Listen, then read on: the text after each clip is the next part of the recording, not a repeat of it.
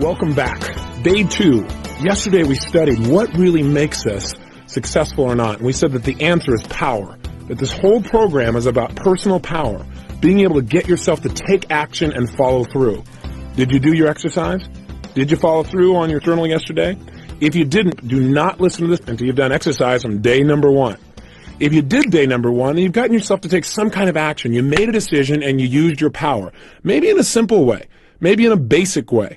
But what happens is every single day, by doing just a little bit, we begin to improve. We develop more strength. Again, like lifting weights, the first day we start lighter and the next day a little bit heavier, and we're going to move to stronger and stronger amounts till we're able to move our life in the direction we want as quickly as we can think it. That's our goal, to be able to use our personal power on a daily basis. Now, in order to do that, we've got to see what normally stops people from using their personal power. I want to share with you what I believe is the controlling force in all human behavior. What drives us? In other words, everyone could take action. Literally, if it's that simple, if all it takes to succeed is the ability to know what you want, take action, know if it's working, and keep changing until you get what you want, how come everybody doesn't do it? The reason is fear. And the fear is usually fear of failure or success or rejection. But the real word I would use for this thing we're afraid of is pain. I believe that every single person on this earth is driven by 2 forces. Number 1, their need to avoid pain. And number 2, their desire to gain pleasure. Those 2 twin forces are the drive behind all human behavior. If there's anything that I'm going to try and push you to do as your friend and as your success coach, if you'll let me be that for you in this program, it's to get you to act on everything we talk about, to keep the ideas simple and focused, but get you to use them. See, you don't have to have a complicated idea to make a difference in your life. What you need are ideas that you apply. And that's what we're really going to go for 1,000% in this program. But the question is, how could somebody go to school? How could somebody go to a seminar? How could somebody read an excellent book and still not produce the result, not apply all the stuff that they've read? And you know what? I've been guilty of it too, so I'm not pointing fingers. I have. I remember I read a book, and it was a great book, and it was all about how to manage my finances. And I remember reading this thing and saying, this is great stuff. I've got to do this. And I was inspired. But you know what?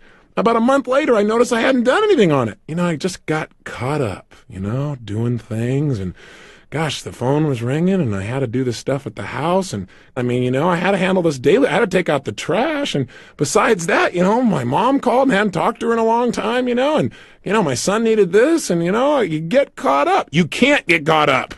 What you've got to do is you've got to use your power and get yourself to follow through. So why didn't I follow through? I obviously wanted the results that I knew this book could give me. Why haven't you followed through on some of the things you really want? Why not? Why haven't you used your personal power and taken action? What has prevented you from taking action? And I would suggest to you it's what this is about. The 2 controlling forces have directed your life and kept you at times from taking action. And those forces, again, are the twin forces of pain and pleasure. Remember, everything we do in life, we do out of our need to avoid pain or a desire to gain pleasure. I'll give you an example. I don't know if you're a lady listening or a gentleman, but when I speak to audiences, I'll invariably ask the ladies in the audience, please raise your hand if you put on makeup today. Do you know that 90% of the audience will raise their hand? Many times 99%. Now, think about that. Why do they put on makeup each day, or why do you if you're a lady? Why? Is it because you wake up in the morning and look in the mirror and say, God, I love this process? I doubt it very seriously. Why you put it on is for one of 2 reasons. You put on the makeup because in your mind you say, putting on makeup makes me feel more attractive. So what is that doing? Why are you taking action? To gain pleasure. Or you might say, well, gosh, when I put on makeup, people think I'm more attractive. They feel more attracted to me, which again makes you feel good. It makes you feel a pleasurable type of feeling. That's why you do it. Now, some people wake up in the morning, and that's not why they put on makeup.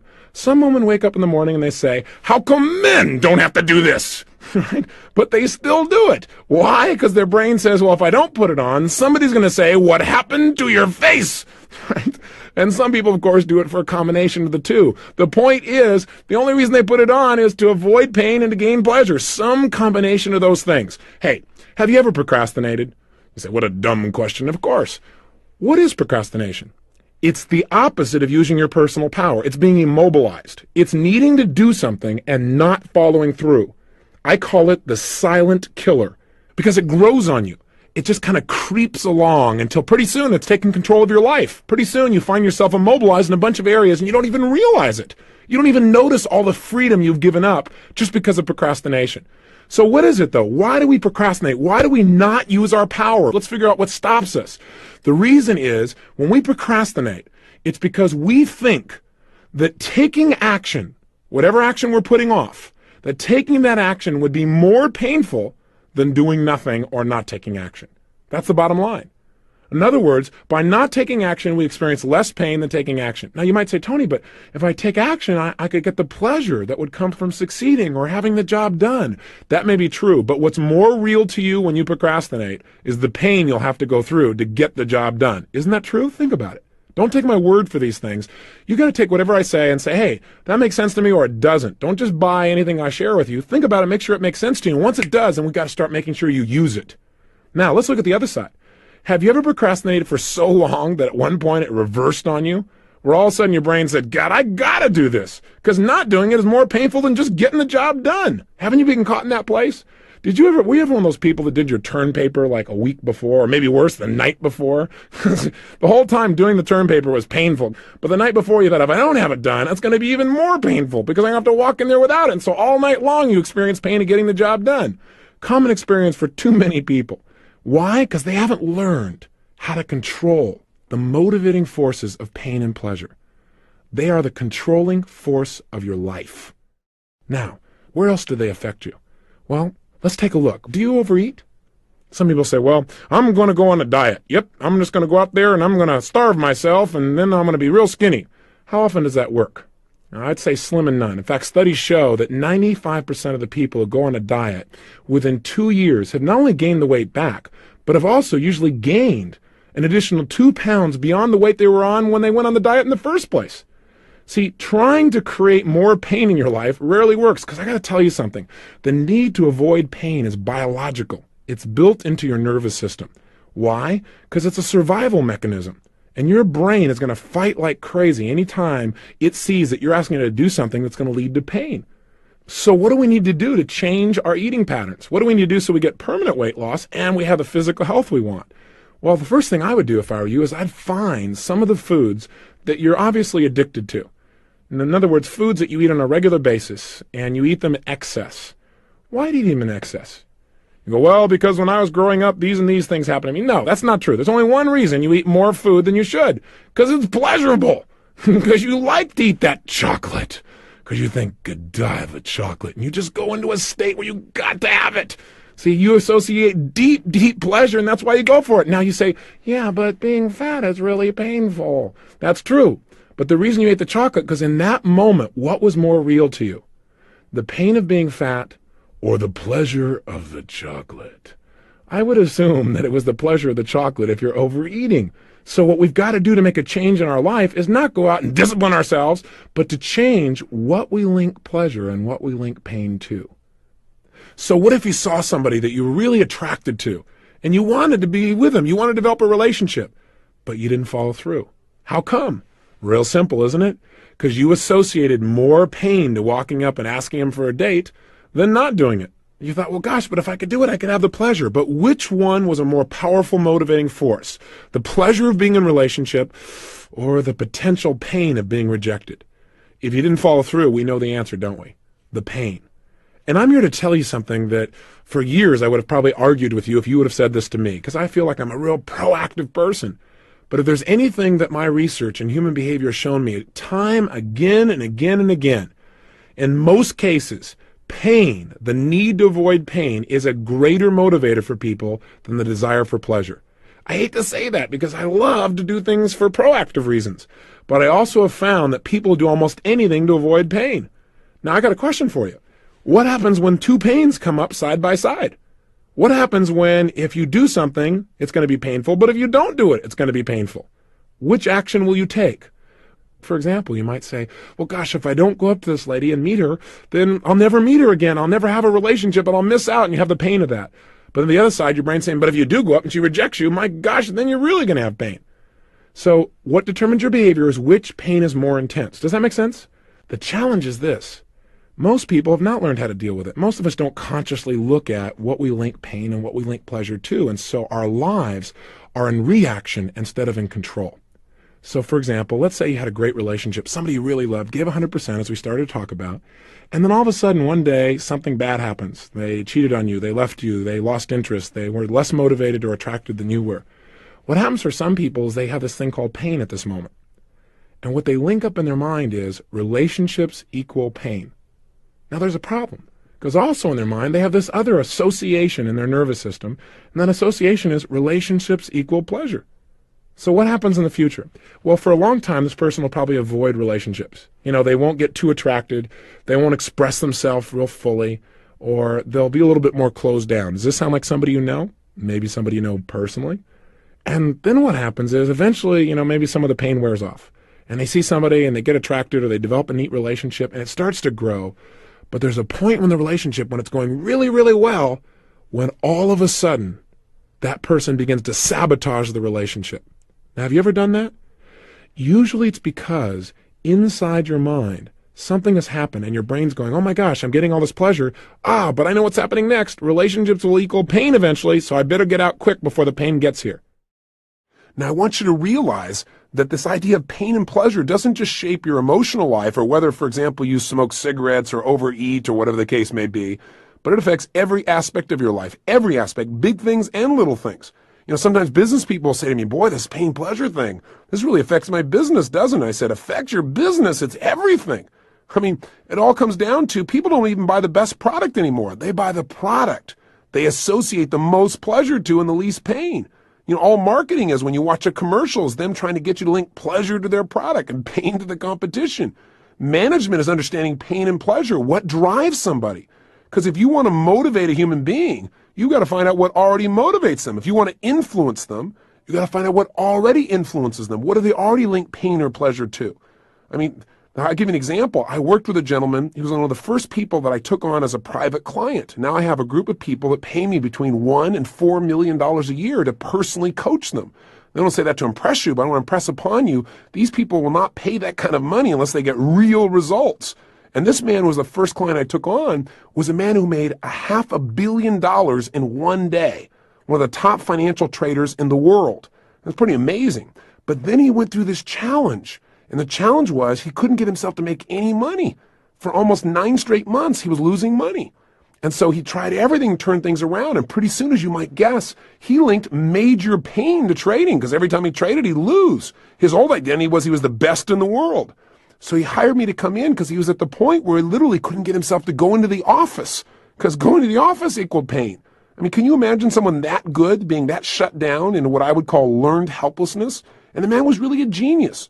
But his conditioning was taking over. So I came in and helped him to change this pain pleasure. I also helped him to evaluate and study him to find out what was he doing at his very best when he was the best in the world. What was he doing with his body, which we're going to teach you about, something called state and physiology in this program, the very things I did with him. What was he doing differently in the way he made decisions? How was he evaluating things? A lot of what this program teaches I did with him personally. And I began to turn him around. And most importantly, get him to link massive pleasure to trading along with making sure he was using the right principles. You can get all pumped up and excited and link pleasure and do the wrong thing. So by a combination of those aspects, within less than 12 months of coaching him, and I did this seeing him once a month and then talking to him about once a week on the phone and daily through faxes, he made more than $100 million, turned things completely around and developed momentum again. So I just want you to get, this is really important for you if you're in business, as well as important for you in your personal life. And also it doesn't matter how tough things are. I dealt with a woman a couple of years ago who had 152 personalities, and she started splitting in the middle of my seminar. And in 45 minutes, I was able to help her to integrate herself. And the way I did that was by understanding the relationship of these 6 human needs as well as the principle of pain and pleasure. So I want you to know, when you master this area of your life, you can change virtually anything. And you've got to master it around the area of learning. Things are changing so rapidly. The one skill you got to have is the ability to learn rapidly. But you know what? The secret is to realize there's so much information. The only stuff we pay attention to is the stuff that moves us emotionally, something that inspires us or makes us laugh or makes us cry or makes us feel. That's the stuff we remember, and that's the stuff we use. So pain and pleasure is shaping every area of your life. And what we want to do in this is really start to take control of it So we're not in reaction to our old conditioning, but we're in charge of it. And the first step to that is awareness of this principle, the awareness that this is shaping us and how it works. So, the controlling force of our life then, the thing that directs our life, is what we link pain and what we link pleasure to. Think about it. Advertisers know all about this, don't they? Advertisers know that if we're going to get people to take action, to use their power to buy things, we got to get them to associate pleasurable feelings to our product or show them how they can eliminate some pain they already have by buying our product. Think about it. Isn't that what they really did in those old AT&T commercials? AT&T tried to give you the pleasure and the pain. What'd they do? They didn't come on with a commercial and say, listen, I know you miss your mother, call her. No, no, no. First they took out a big knife and they stabbed you in the chest with it, right? They came out there and they showed this poor old lady saying, gosh, my son hasn't called me in forever. I miss him. He probably doesn't even love me anymore. Oh my gosh, I'm being left alone. So all the grandmas in the world start to feel pain because they realize their son hasn't called them in at least 15 minutes. On the other side, right, here is the sons out there in the world and or daughters who are watching this going, guilt, guilt, oh gosh, I've been busy, oh gosh, I need a call and everything else. And pretty soon what happens is, in the same 30 seconds after making you feel all this pain for not calling, they then show you that by calling you'll get what? Pleasure. How does it work? In the same 30 or 60-second commercial, what happens is the son picks up the phone and calls mom, and she smiles. Oh my gosh, he does love me. And she smiles, and the music comes on behind it, and he's smiling, and there's an incredible bond and connection. You just feel your heart opening, and at the end of it, they say, don't let your family drift away. And what's happened? In 60 seconds, they've gotten you to link to their product, a way to avoid pain, plus they stirred up some of your pain, made you hurt a little more so you're more motivated, and simultaneously showing you how you can heal it and get pleasure just by picking up this little device that's nearby that they'll make money if you take action on. Now, I'm not against it because I think it's a great tool, but I want you to realize it's a pain-pleasure commercial. And then there was Citibank Visa, right?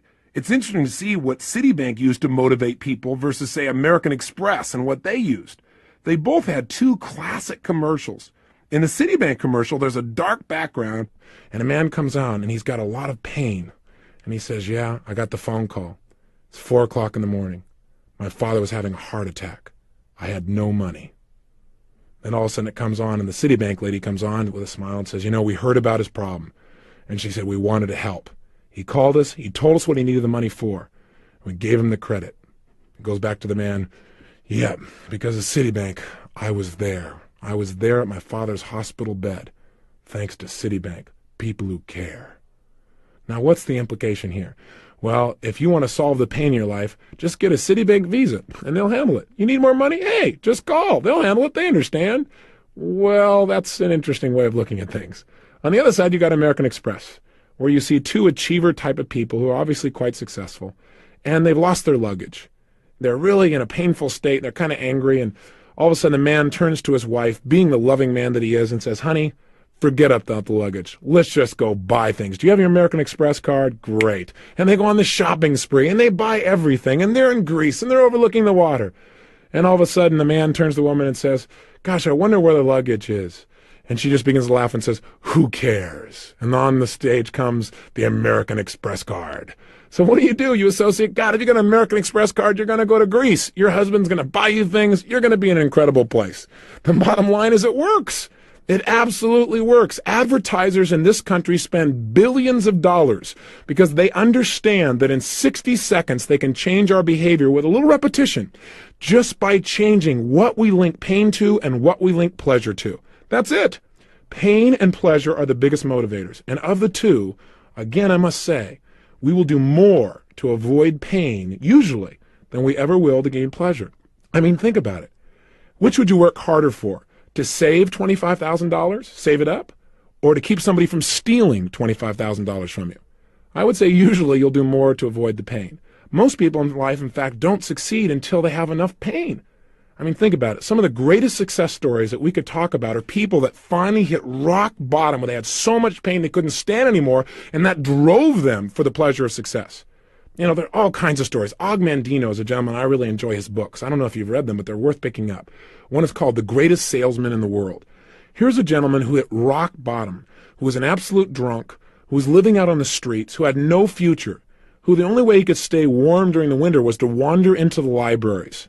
And as he did, he began to pick up some books and read some books and actually feed his mind. And the stimulation there began to change his life.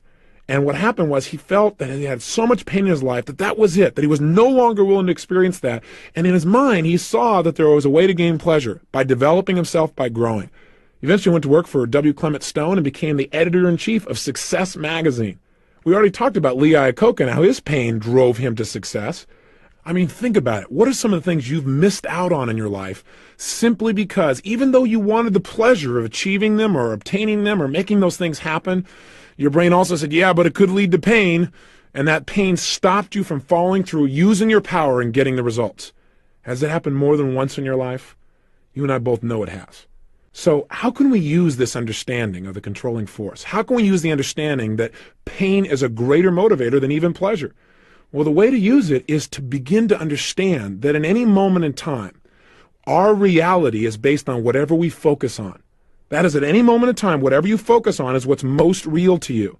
For example, if you're looking at that piece of chocolate and you think about eating the chocolate and you just let your mind flow based on its old associations, it might say, yumbo, it's time to eat. You might immediately get that pleasure feeling.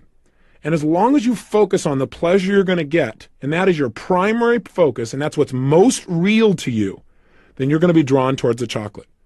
But haven't you also had times where you didn't eat the chocolate? Or you didn't eat something that normally you're kind of addicted to? Haven't there been times when you've stopped yourself? How have you done that? The answer is you changed your focus, and you focused on the pain you probably would experience or the pleasure you would get by not eating the chocolate. So what you did is, instead of just thinking intellectually, well, yeah, not eating the chocolate will make me thinner, you literally focused on, hey, I'm going to be going to this particular ball and I want to look like $1 million. I want to feel strong. If I eat that chocolate, I'm going to feel lousy. I'm going to feel bloated. I'm going to feel heavy. So you began to focus on all the pain plus all the pleasure you'd get by not eating it. And your behavior changed. Isn't that true? If you've ever stuck to a diet, for example, isn't it true that the way you stuck to it is one day you finally got to the point where you'd had it? You said, look, you looked in the mirror one day, or somebody said something to you, or you noticed that you were just feeling sloppy and tired, and you went through what I call threshold. Threshold is when you experience so much pain you said, I've had it. That's it. No more. And then you begin to find a way to change it. Well, I believe that you can do this with anything at any moment in time, and I know you can. All you got to do is control your mental focus. So if you want to change your behavior, you must focus on how not doing something is going to be more painful than just going for it. In other words, link not taking action as being more painful than just doing it. Just the way we talked about with procrastination, do it to yourself up front. Don't wait till life puts you in a pressure situation where you feel like you have to do something. Does that make sense? So how can we use this in other areas of our life? Do the same thing. You want to connect with somebody, you want to make sure you communicate with them, then think about, if I don't do this, I know I feel busy, I know I feel overloaded, but if I don't call them here on their birthday or on Easter, how's it going to make them feel? How am I going to feel?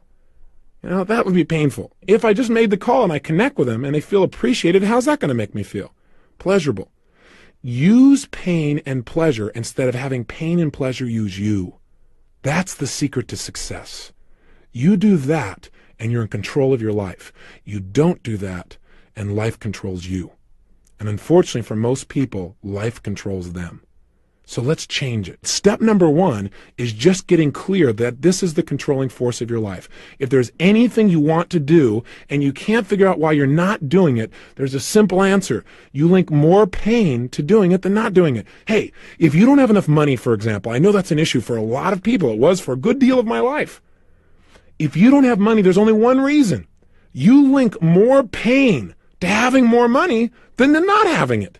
Now you say, okay, Tony, you've been okay up until now. Now you've gone over threshold. I don't buy that theory. Hey, I wouldn't have bought it either, but it's true. I've got to tell you something. You're an intelligent person.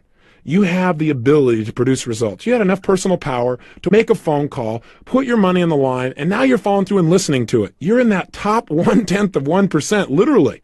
I mean, you aren't just somebody who's just hanging out. You're willing to do something about it. Even with all of that, your ability to follow through, if you don't have the money that you want in your life, it's not because you're not smart enough.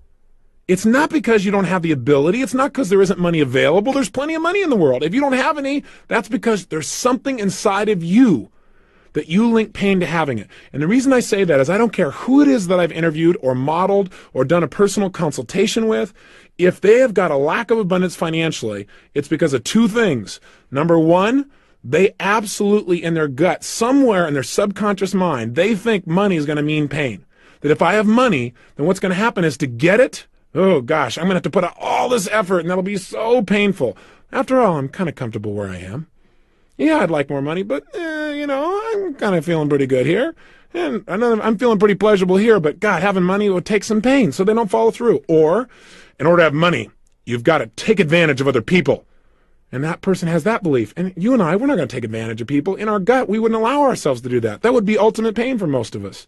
So we're not going to do that. Now, I know there's some people that don't link pain to taking advantage of people, but most people, I think, do in their heart. So you don't want to do that, so that's painful. Or they've got linked up, well, if you make money, then people are going to judge you. All of a sudden, you're going to be ostracized. Imagine motivating your life as being a scale, if you would. And on one side is pain, and the other is pleasure. And your brain is always weighing, if I take this action, what's it going to mean? More pleasure and less pain, or more pain and less pleasure? If you're not following through, it's because you've got that scale weighted in the opposite direction as it needs to be. And if you're going to change your behavior and use your personal power, then you've got to change what you associate pain and pleasure to. If you're sabotaging your success in any area of your life, it's exactly the same reason. You're having what I call approach avoidance.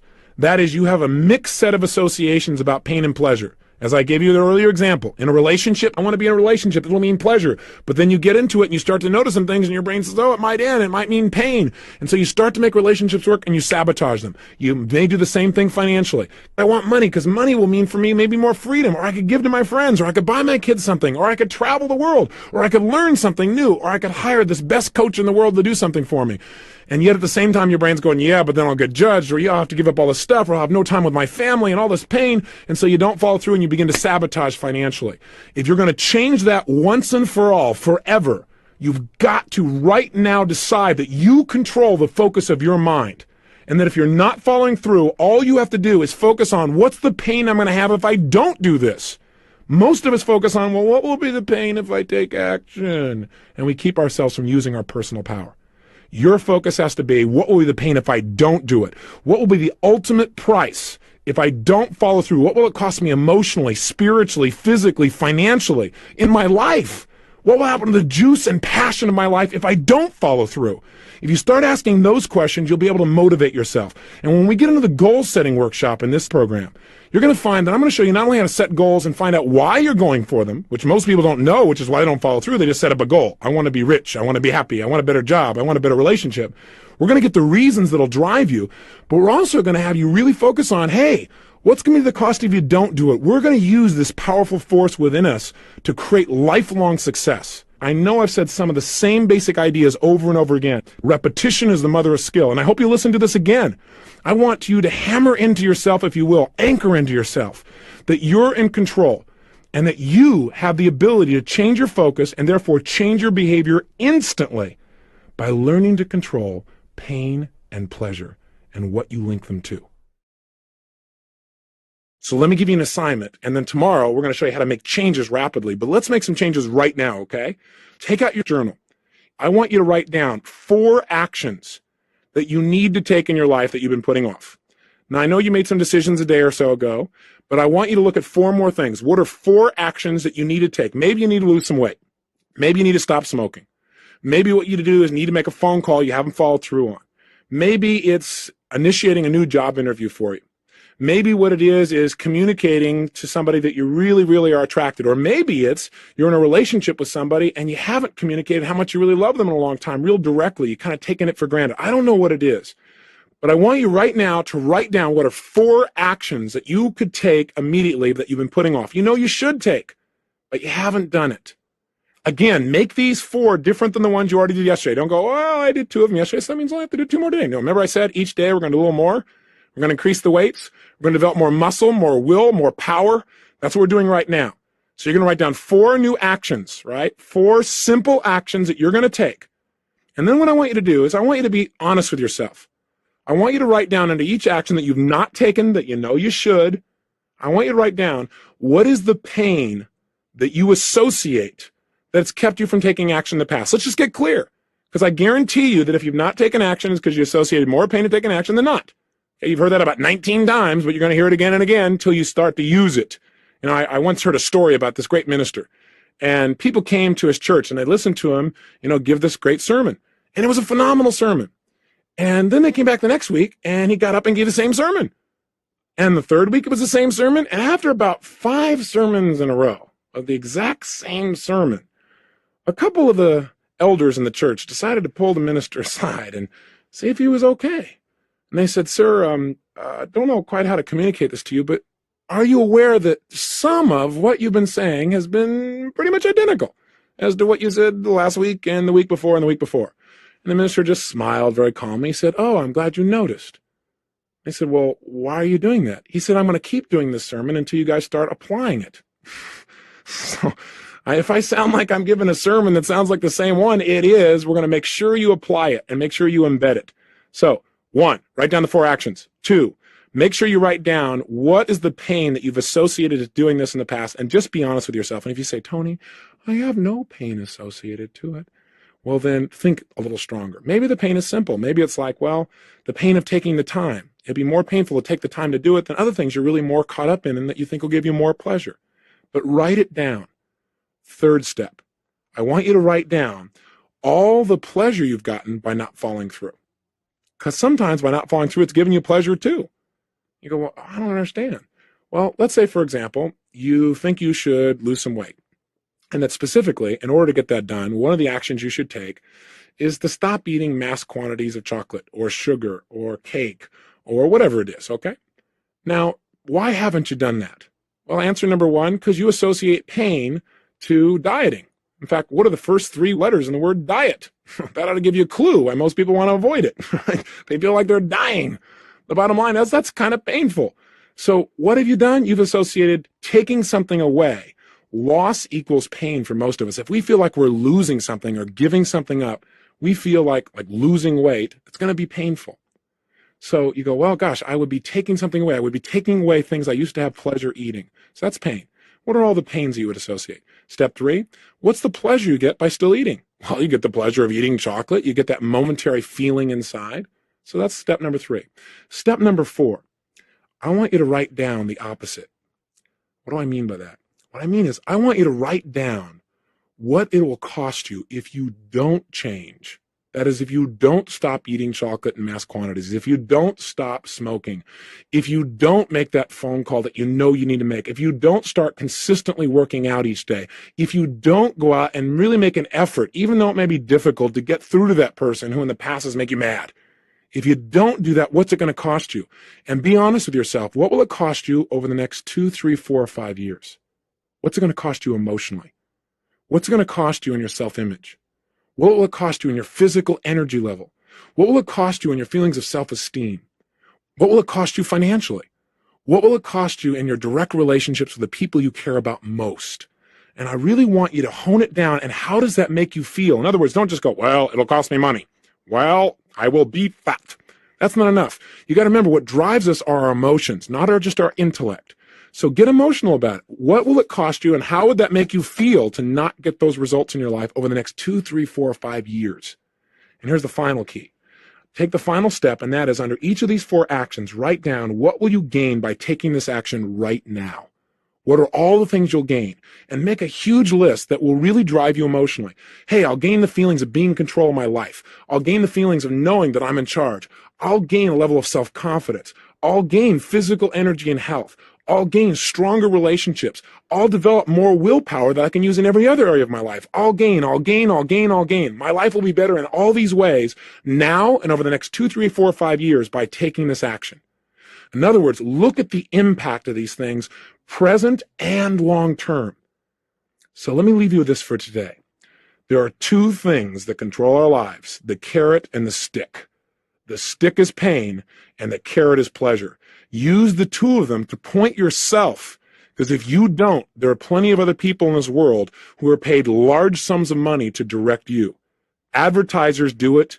Do it to yourself. Learn to advertise in your own mind and take control now. Do your exercise right now. Again, don't put it off. Go through these 5 steps right now. Don't wait. Don't put it off. Do it immediately. Don't say I'm going to do it later in the day. Please do it right now, and I'll see you tomorrow. Have a great day and live with passion.